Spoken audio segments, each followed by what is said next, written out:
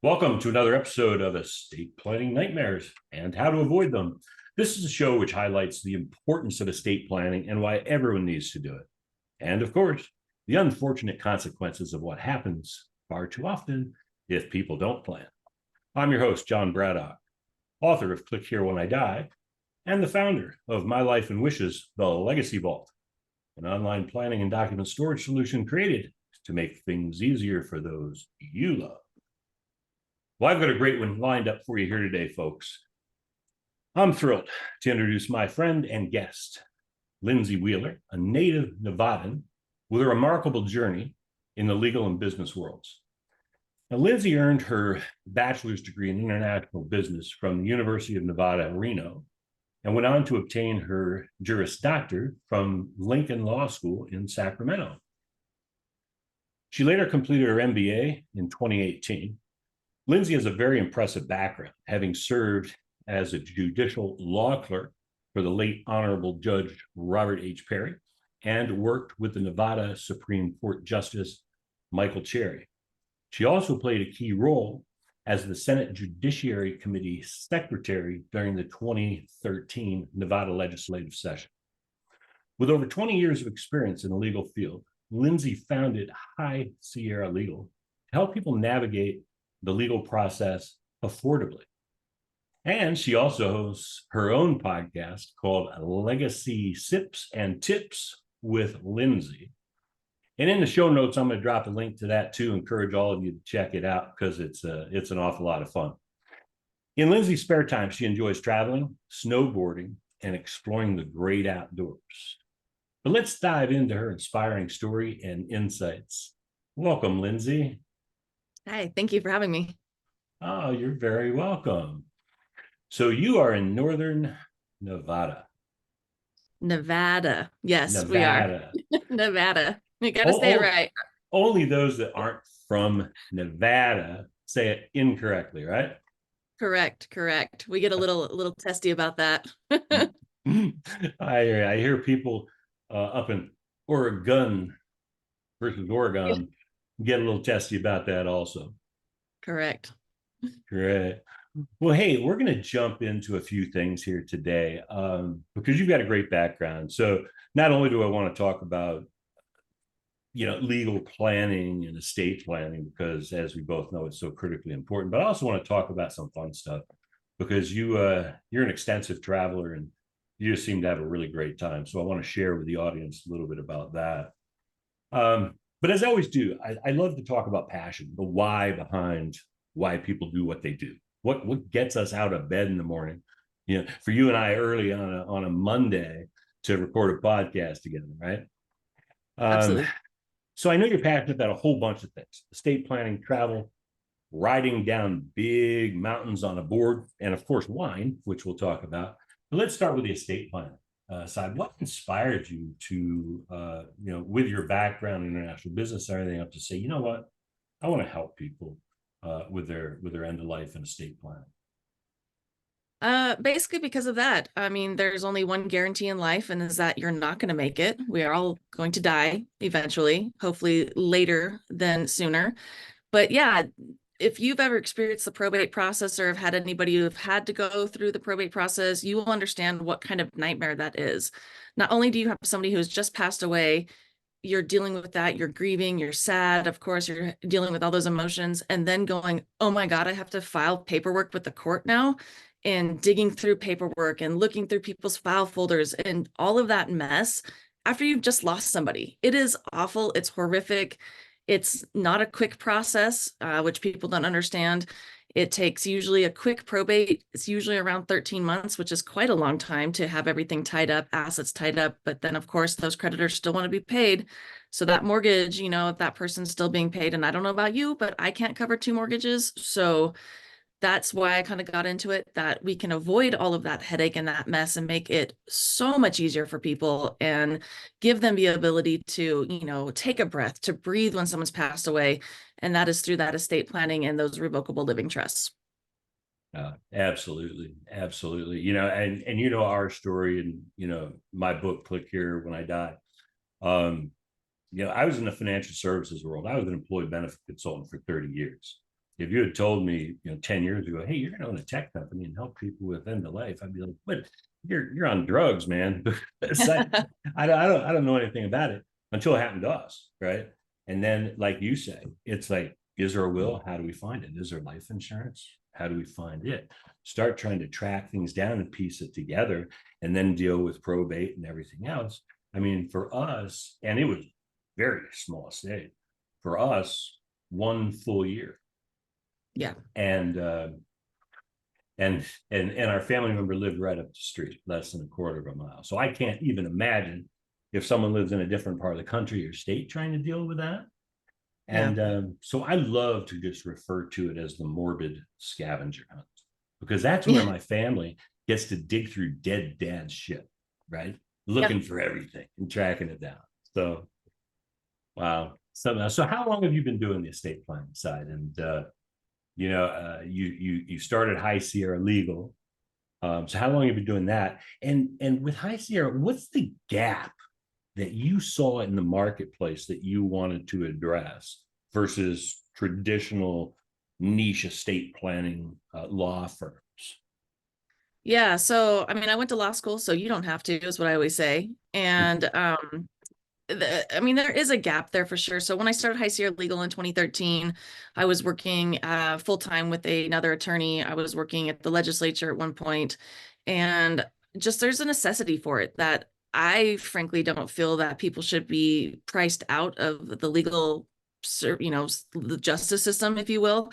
That just because, I have clients who are like, I make $10 an hour. What am I supposed to do? Lose my kid?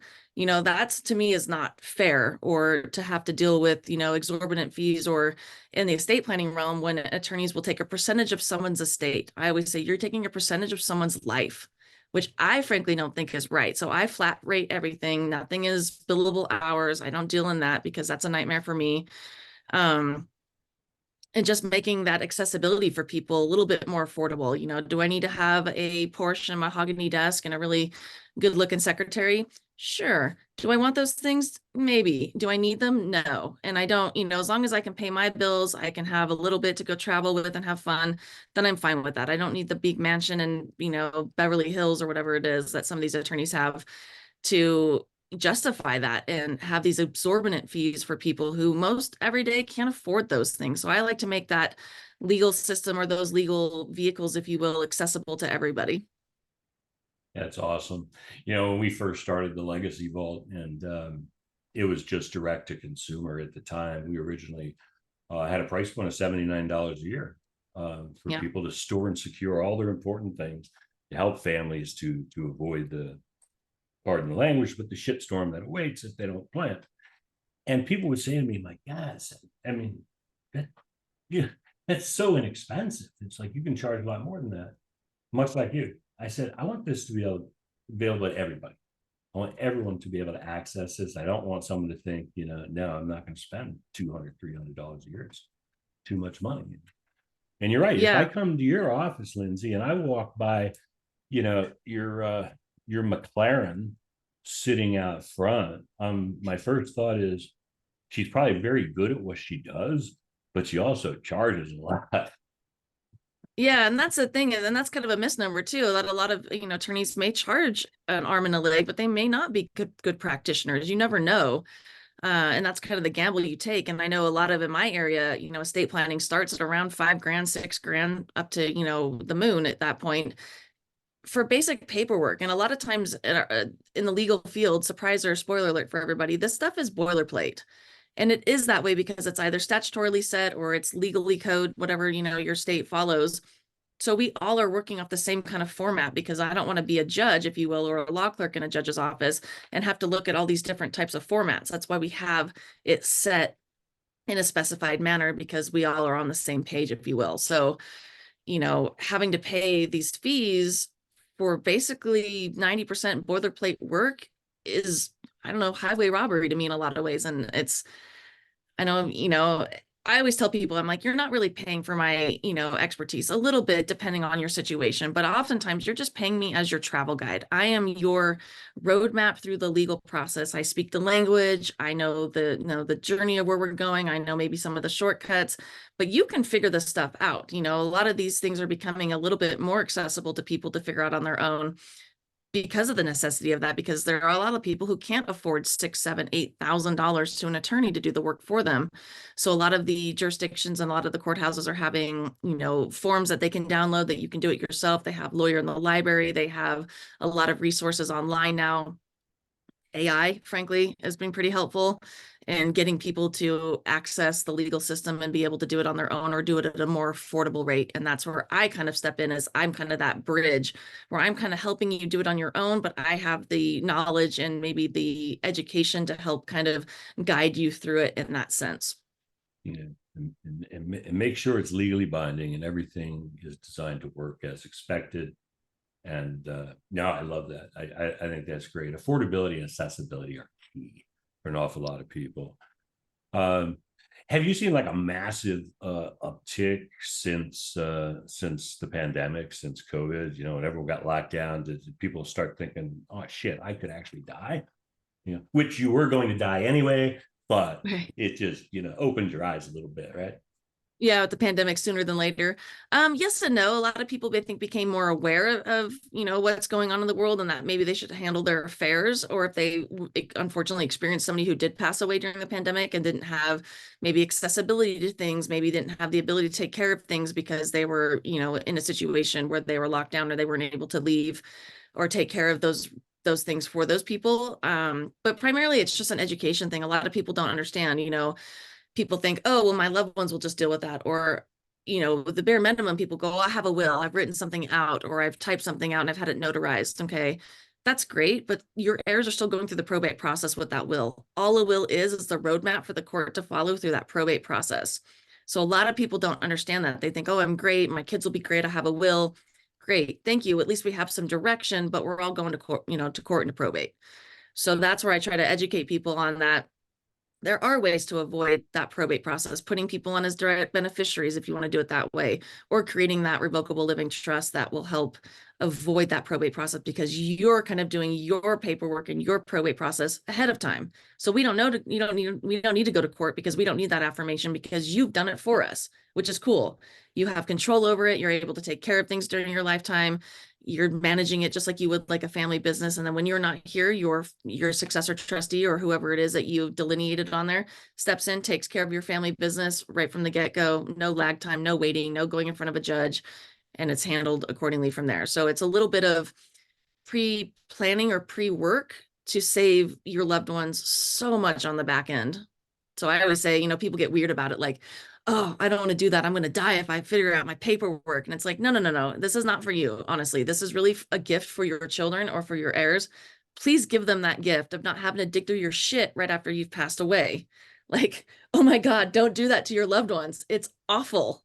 Oh, amen. Yeah, it's so funny because people all the time, it's like, well, yeah, I know I should do it, but why bother and all this kind of stuff. And it's like, well, I guess you can answer that question this way. Start with this question and answer it. What do you want the experience to be like for your family after your death? Right. Sadness and grief are fine, part of healing. Anger, frustration, confusion, added anxiety, stress, time, money, those are avoidable if we work on it.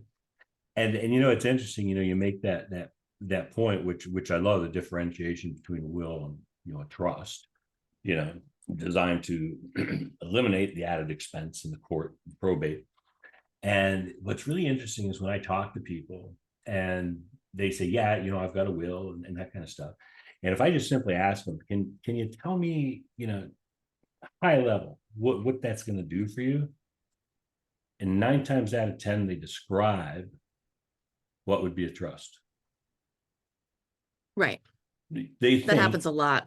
that it's going to happen, and it's like, whew, well, no, that's a public document now, and all kinds of things are going to happen. And I think From that's a that. good point.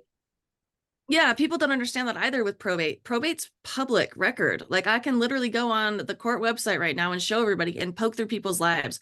I can see their death certificate. I can see how they passed away. I can see how old they are. I can see where they lived. I can see where their property is. I can see where their children live.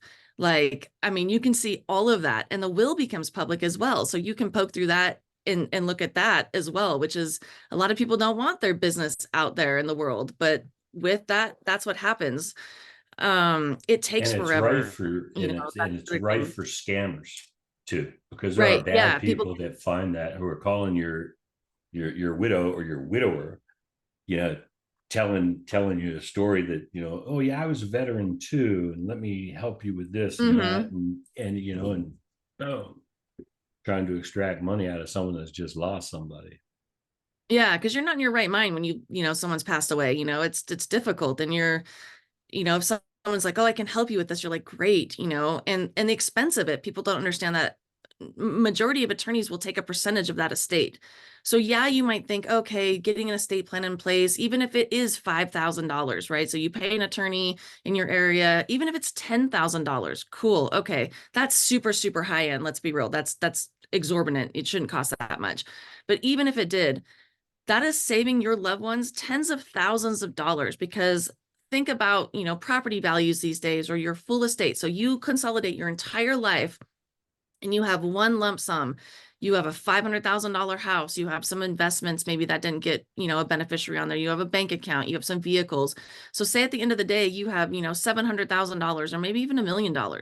That attorney typically is going to take 15% of that entire amount.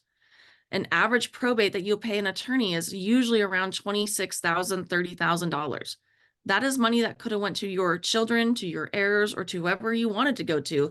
The cat rescue down the street.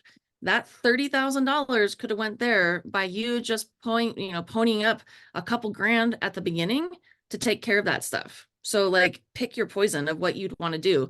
And your loved ones are probably going to be pretty pissed, like you said at the end, and being like, wow, you cheaped out on a couple grand to basically stick me with a bill of 30K that I could have used my inheritance or my generational wealth, if that, you want to think about that way, because you were too lazy or didn't want to think about it and just do the pre-planning for me.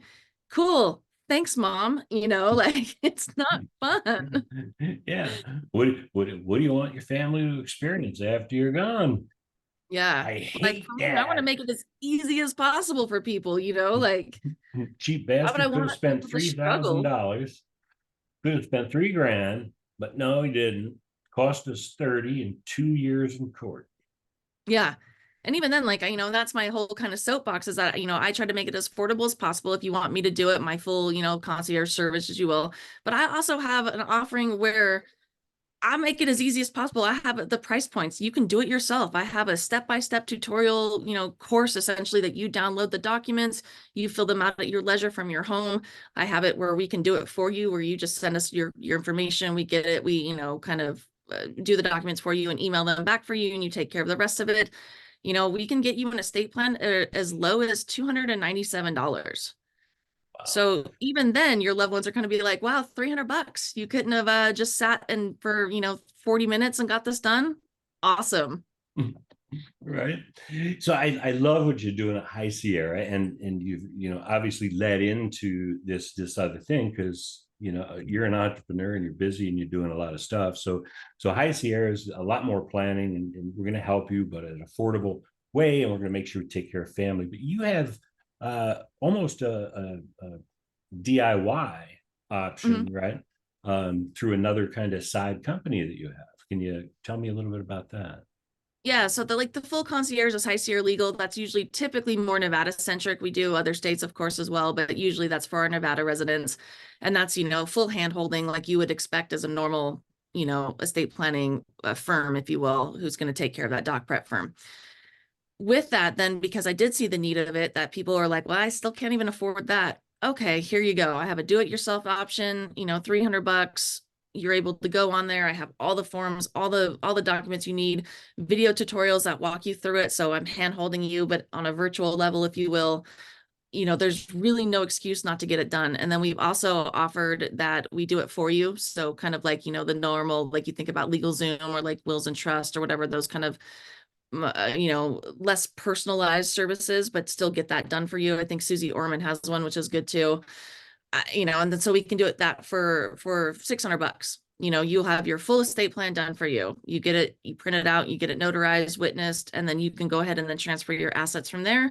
And then within basically an afternoon's worth of work of doing all that, you have a full estate plan in place. So there's really no excuse for either financially or just time-wise that you shouldn't have this in place for your loved ones.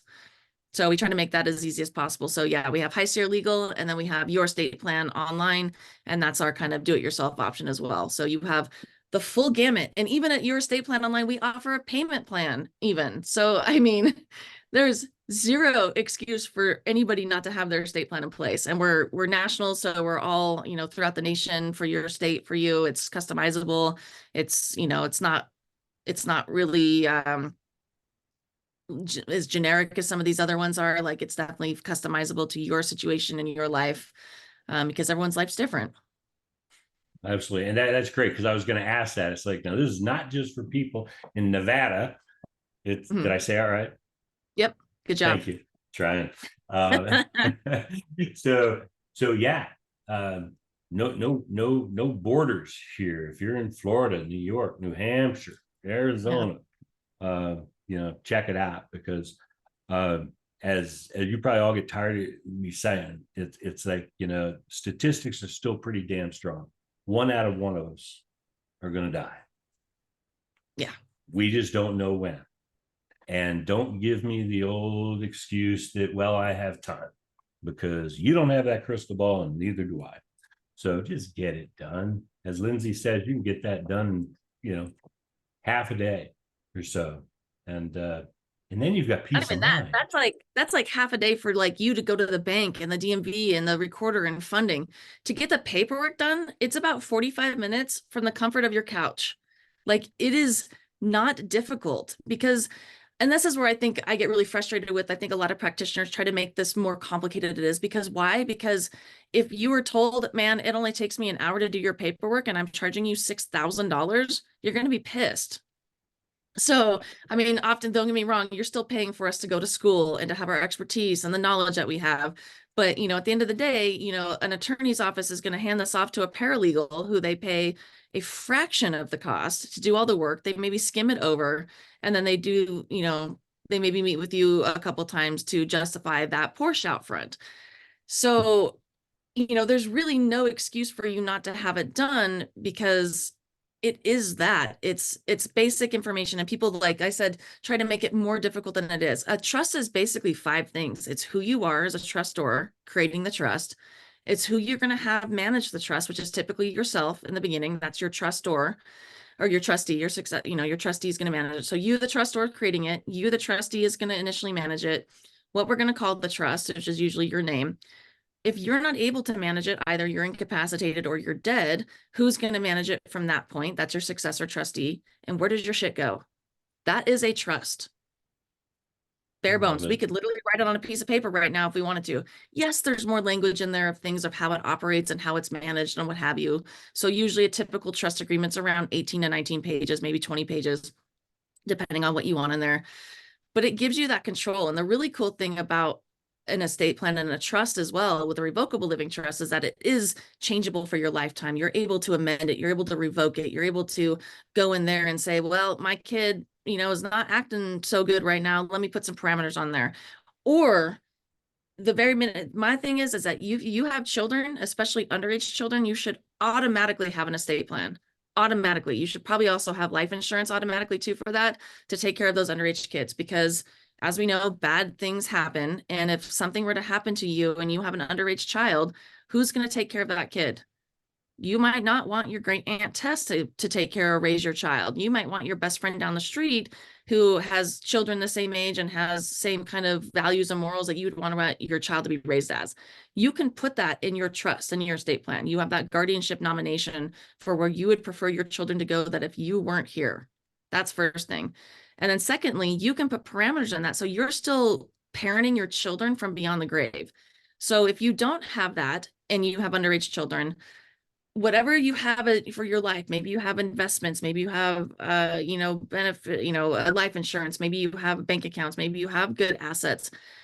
When you pass away, all of that is going to get put into like a block trust account, and at 18 your kid's going to get all of that. So say you're working out and you've got maybe $100,000, $500,000, whatever it is, your 18-year-old's going to get 500K. And I don't know about you, but at 18, if I got 500K, I'm getting a Lamborghini. So that's the super cool thing about estate planning and about these revocable living trusts is you can put those parameters that, hey, your kid at 18 is only going to get 25% for reasonable education expenses. At 25, they can, get more 25% for additional education expenses, or at, to put it down on a house or something. And at 30, hopefully we're responsible enough and we can give them the rest of their distribution. Or you could be like my friend and she's like, fuck them kids. They're not getting anything until 55 and after a financial literacy class. So, you can do that. You can put whatever you want. I've had clients do grade percentages that if they get all A's, they get a bonus of $1,000. If they get C's and below, they'll owe the trust money, so you can still kind of put those parameters. And that's what's super cool about it, is that you're still controlling these things even when you're not here. So why would you not want to do that? Why would you want to put all of your control in your, into the hands of a court or to whoever else, the next of kin that's going to be dealing with that, People don't think about that. Of course, we don't want to think about if we're going to die and leave our underage children orphans. That's an awful thing to think about. Right. But unfortunately, those bad things happen. Oh, totally, totally. And yeah, you are so 100% spot on, because a trust is fun, actually, in that, because Michelle and I did that with our trust, and we review it every couple of years. Now all the kids are adults, and so we some of the parameters are off that were there. They used to call it like a spendthrift clause or whatever the heck it was, just because if I'd gotten $500,000 at 18, at 19 I'd have some really cool shit, but I'd be broke. Right. Right. So anyway, and again, I tell people all the time, if you have young children, if you don't have an estate plan, the state is going to decide. And you want your mom and dad fighting with his or her mom and dad, and then siblings involved, and how good is that for the child, right? So anyway, we're all going to die. We all need an estate plan. And and again, as I always like to say to those people, say, oh, estate, that's for wealthy people. Estate's a fancy word for stuff. You all have stuff. We all have an estate. We all have an estate, no matter what little amount you think. And that's again, the misnomer, because these rich affluent people knew these vehicles. And now that's why I'm trying to educate people about these vehicles are for everyone, not just the rich and affluent. And we think about that like, oh, I have to have ponies, yachts, and chalets. No, a revocable living trust is just so you can avoid probate for your heirs. That's it. We're making it easy for when we die. Absolutely. Let's do that. Absolutely. Take Lindsay's advice, people. Get it done. It's affordable. It's not hard. So let's just transition a little, because, death is fun and we talk about it all the time. People say, how do you do that every day? And it's like, hey, it's only death, lighten up. But let's talk about fun shit, because we're still alive, right? So right. I know you have a love of travel, a world traveler, you're a snowboarder, all kinds of outdoor activities, you enjoy wine.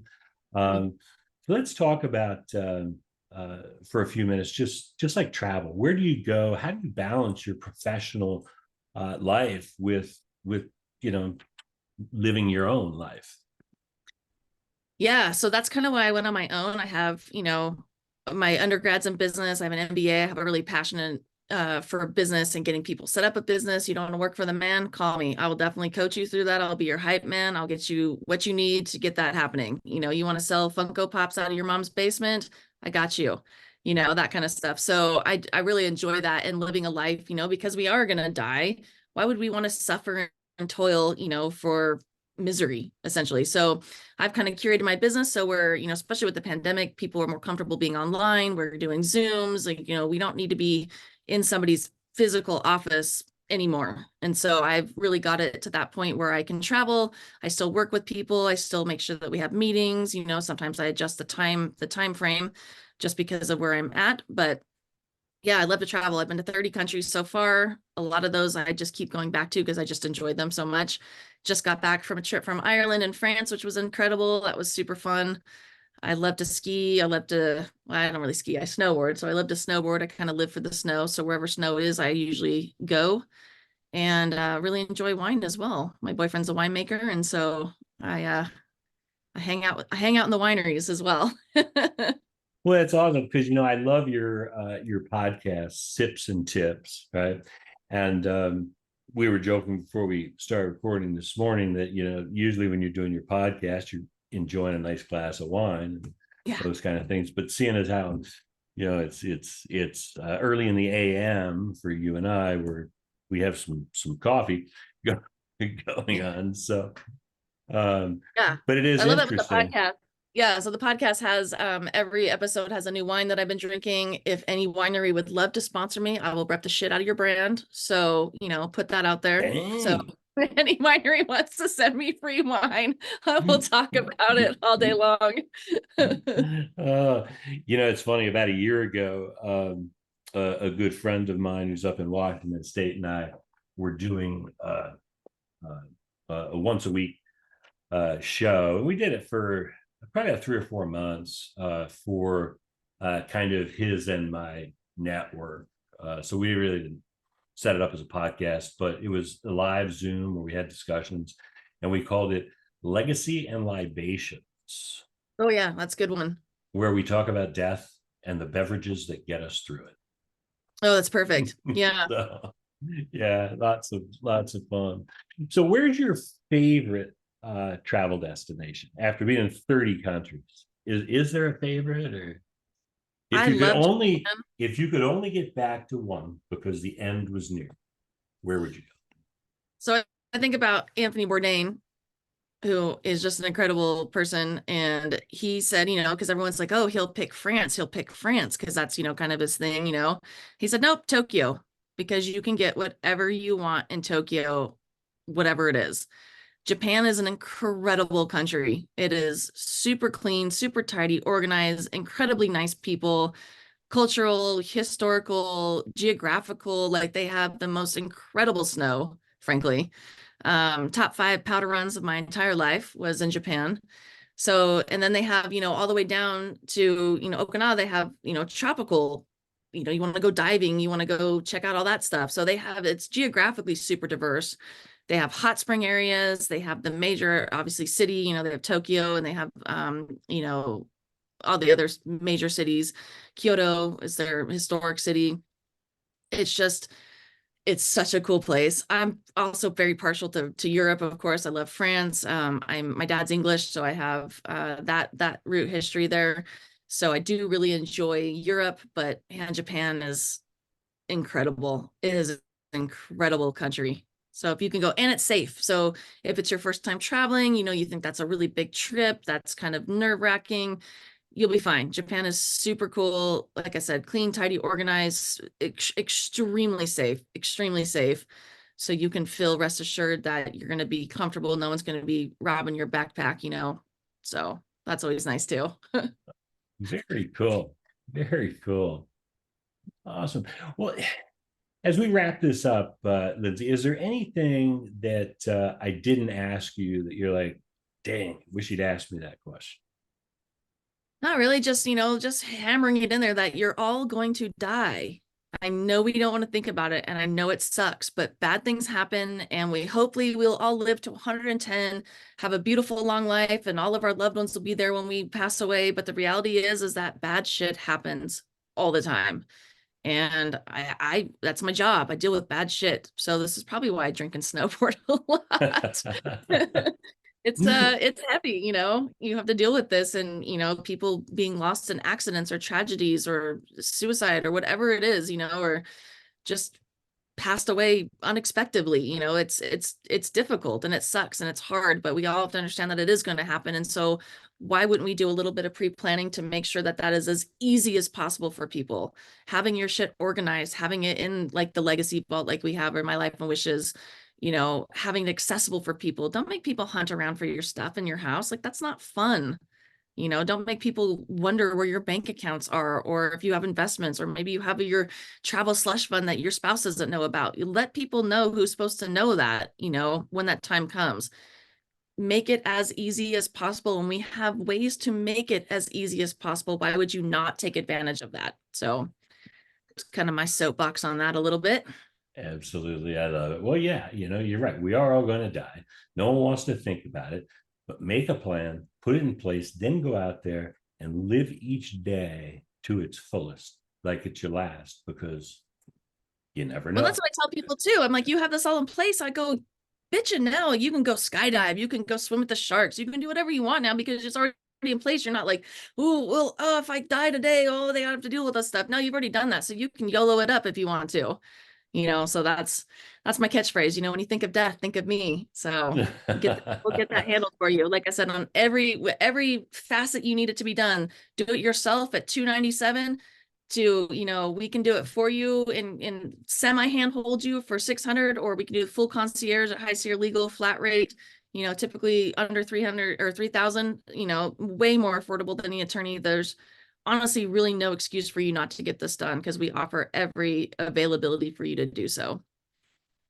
Amen. I totally agree with you. So, hey, Lindsay, thank you so much. It's always a pleasure to have conversation with you and to be able to share with our audience. Audience, as always, thanks so much for being here with us. And please feel free to reach out to Lindsay if you have any questions or concerns on your own planning. To make that easy for you, I have included in our show notes her contact information, where you can reach out to her firms, get questions answered, and make a plan. Because yeah, you can also find me on all the socials. I'm at Sips and Tips with Lindsay or High Sierra Legal, yourstateplan.online. I love just chit chatting with people, or talk to me about travel, talk to me about wine, talk to me about snowboard, talk about fun stuff that you're doing. I love to talk about that too. So it's not just about death. We like to talk about other fun things too. absolutely, and I'll post all your socials out there too, and be sure and follow her. And as always, my friends, your life is your legacy, so plan ahead and make it a great day.